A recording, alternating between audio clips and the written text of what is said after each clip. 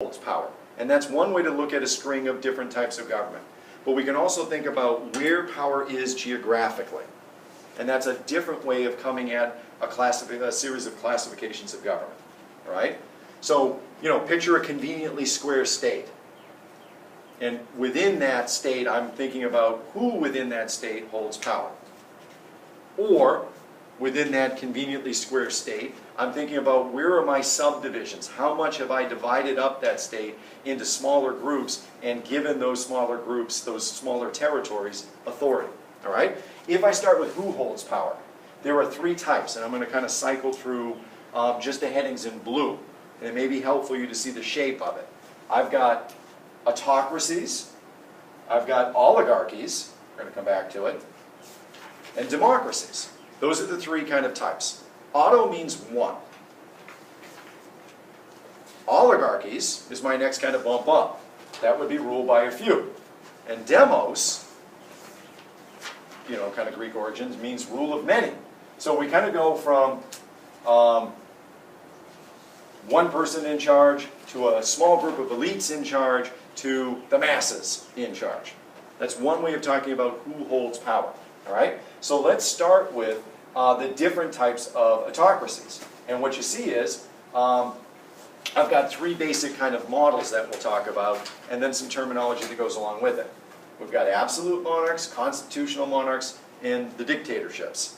All right? The names kind of imply, at least for the first two, an absolute monarch is a monarch that has absolute power. This is someone that came to rule through blood ties, through name, through title. That's why they hold that power, that's how they'll transfer power, and the suggestion is they have complete power. Those are the two ends of the definition. A constitutional monarchy is someone that came to power through blood ties, through heredity, but they're limited by what? What does the term imply? What limits their authority? A constitution, rule of law. They have parameters, The Louis, the Bourbons, could do whatever they pleased. There was no limit. There was no ceiling to what they could do. I can build Versailles. I can spend France into oblivion. I am the state. L'État, c'est moi. And after me, the flood. Après moi, le déluge. They had no limits to their authority. With the constitutional monarch, and you're going to see England kind of set the world on this pathway, they're limited by law. Law is the highest authority. It is above the king, and the king has to kind of follow that. These are kind of anachronistic terms. There's not too many examples of monarchs in either form that exist, but we can look at England as a model that kind of preserves their monarchy. The queen is more a figure of state.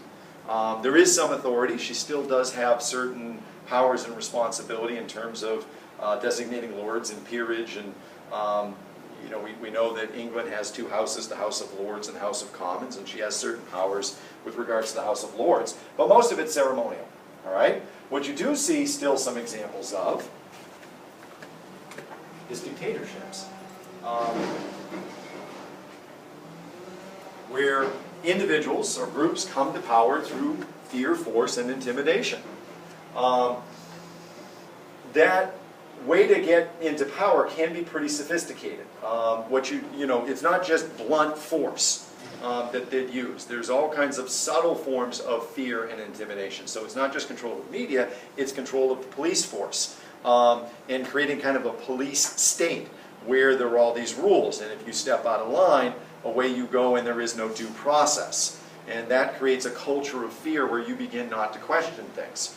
I don't know, if there's more violent opposition, you might meet violence with violence, but this constant fear of being under surveillance and not having any kind of rights in the process of being accused is a pretty effective one. Eliminating any kind of free expression, and that includes shutting down the press. What's interesting is in the Arab Spring, when you looked at that revolution, what fueled it was social media. Social media was really responsible for the upheaval and coordination of people that were trying to overthrow these long-standing dictatorships. In some countries, they tried to shut down social media. That's They basically, what I thought was really interesting is I think it was Iraq, or I think, no, Iran. There was upheaval, and they were trying to shut down social media and, you know, basically convince the outside world that there wasn't a revolution going on, there was an upheaval. And Google Earth actually kind of provided a counterpoint. You were able to use Google Earth and say, no, look, there are people massing in this particular area and there is protest going on. It's an interesting new kind of frontier. Usually what you just have to do is shut down the press. Now you've got to contend with social media, but that is a tool that they would use. Propaganda is a tool. Teaching that the dictator is a father figure. You know, when they overthrew Saddam Hussein in Iraq, it was amazing how many statues and, you know, portraits and things like that existed around the country. And you know, there's other forms of propaganda, not just teaching that the leader is this infallible kind of father figure, but you know, promoting loyalty and subservience via propaganda. Getting rid of any oppositional political parties is obviously another tool. Now, dictatorship is kind of a simple concept. What it gets mixed up with sometimes is totalitarianism and fascism. And people use these terms often erroneously. They'll call somebody a fascist. There's a guy outside a while ago, I don't know if you've seen him, he has like a hot dog stand and he's got he's mad at the president. And there's pictures of the president with a Hitler mustache, and Obama is a fascist, Obama is a totalitarian dictator, right? Are those terms accurate? Is he using the terminology right? Well, what you've got to look at is, what is totalitarianism? And you see the word total in it, right? So what that implies is this is a ruling approach where a ruler is trying to control all aspects of society. You can have a dictator that takes a kind of a lax approach. They're there maybe to control economics. They're maybe there to make sure that they're going to remain in power. They may not be concerned with other things. A totalitarian ruler is looking at every aspect of society as a lever to kind of increase their power and keep them in control. Okay? So they are looking at political institutions, they're looking at economic institutions, they're looking at social institutions. Schools would be a concern of theirs. You know, am I using schools to indoctrinate people? Telecommunications. You know, if you go back to Hitler, he had his Hitler Youth program where children were indoctrinated into a zealous way of thinking. They were encouraged to monitor their parents and turn them in. That was considered being a good citizen. Radios were there for everybody. They made radios a commodity that everybody could have, so they could then get into your house and broadcast and do more of their propaganda. Every kind of social aspect,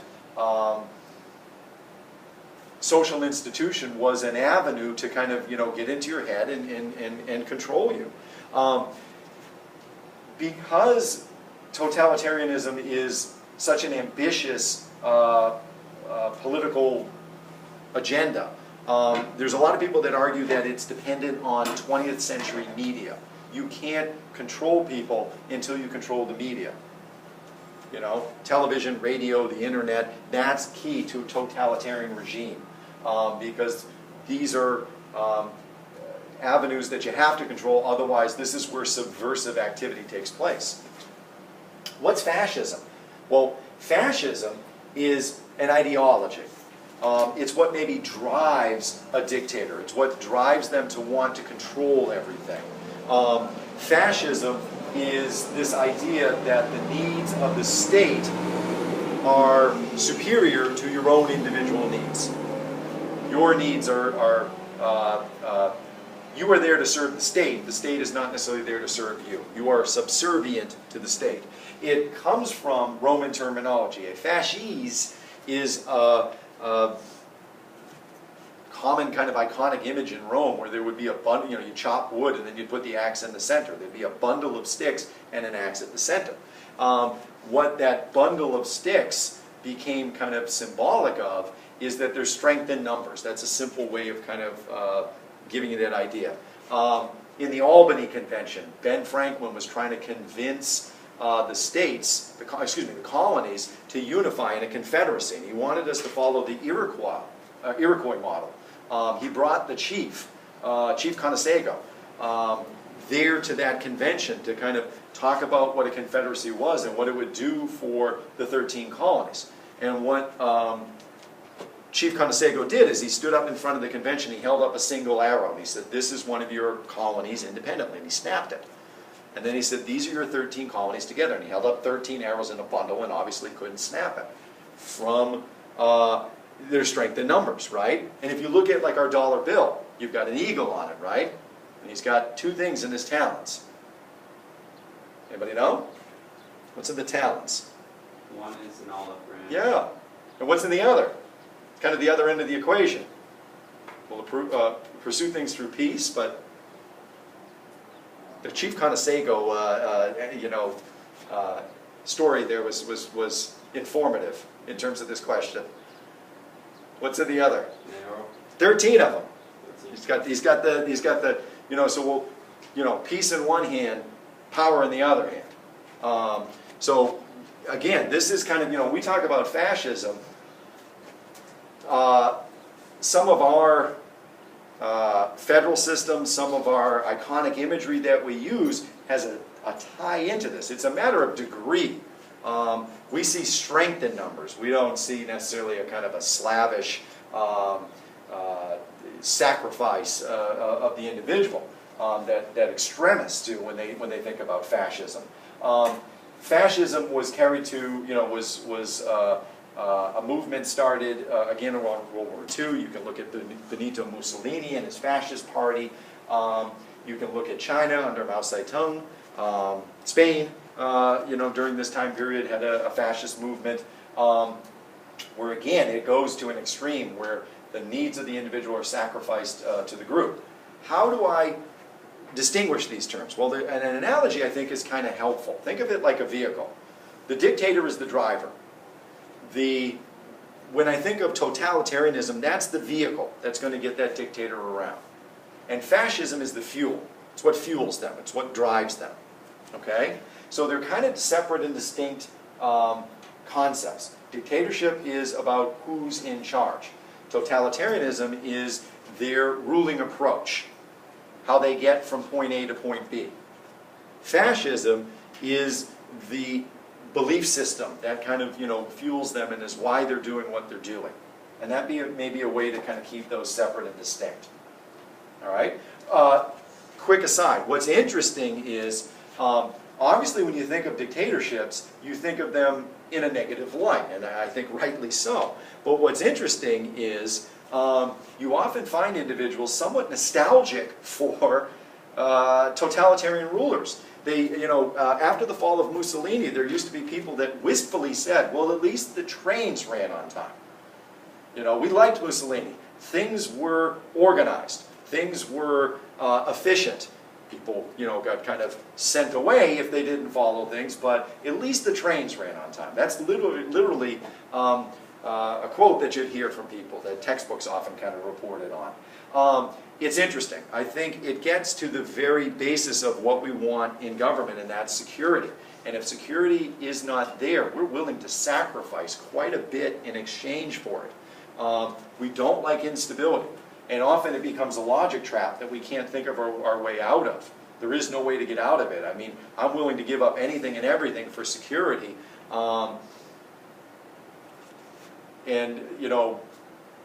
That's the end of the equation. We'll see when we look at Locke and Hobbes. Locke figures out a way around that riddle, and we'll come back to that.